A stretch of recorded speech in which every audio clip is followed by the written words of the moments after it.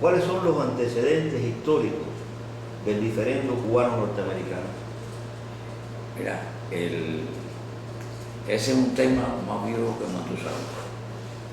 Si eso realmente no comenzó en el año 59, ni empezó en el año 61 cuando se declara el carácter socialista de la Revolución Cubana. Yo creo que los antecedentes hay que buscarlos en las raíces mismas del imperialismo norteamericano y qué simbolizaba Cuba y qué sigue simbolizando Cuba a los intereses hegemónicos y expansionistas que fue el origen de la nación norteamericana. Es decir, ellos no solamente logran la independencia de las 13 colonias y se crea la Unión Americana, como lo llamaron, sino que inmediatamente comienza el proceso expansionista.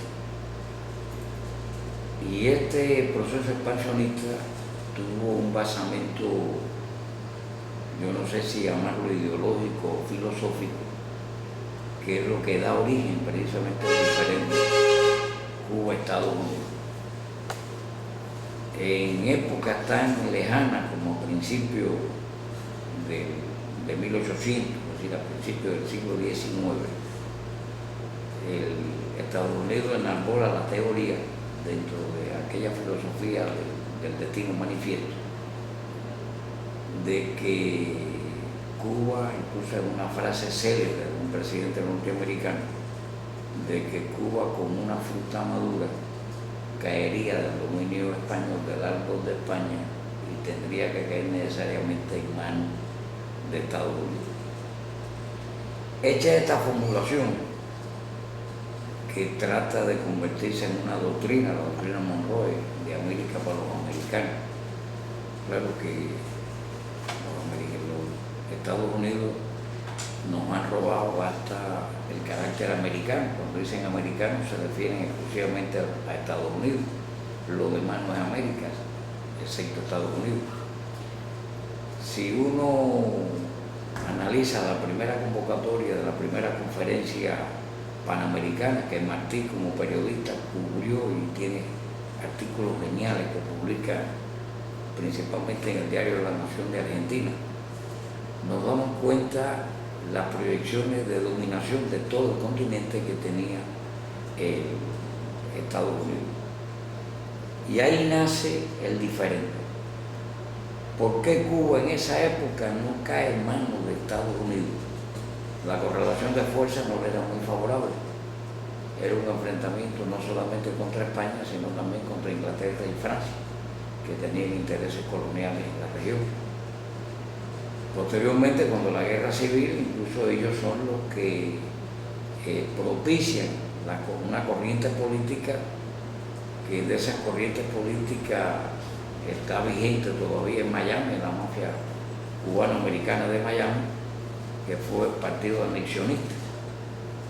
Incluso el hecho del desembarco de Narciso López en Cuba, pues Narciso López era un agente de los anexionistas norteamericanos.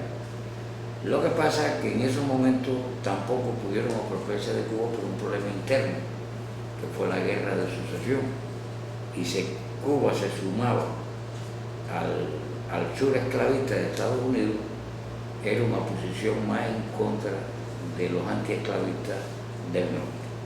Pero el diferendo hay que buscarlo ahí, es decir, es un interés que ellos tienen por la posición geográfica de Cuba en primer lugar, no por gusto le llaman la llave del Golfo.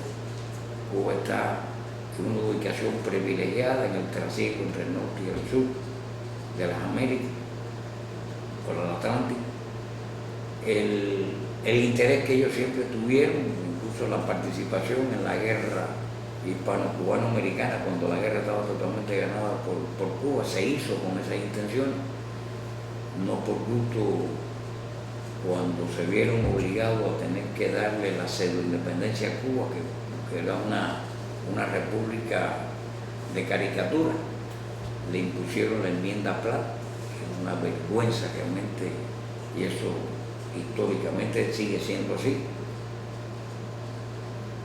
crearon bases militares, afortunadamente nada más que se quedaron con una, con Guantánamo, no con las 5 que estaban en el convenio inicial, y otras que la hicieron después y que la entregaron, como es la famosa base La Cayuga, de San Antonio de los Baños, que era una base aérea norteamericana que después se le entregaron a Batista. Era más fácil quitarse a Batista que quitarse a los yanquis.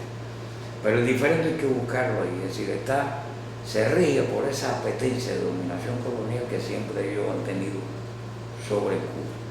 Yo creo que esa es la esencia del problema del diferendo.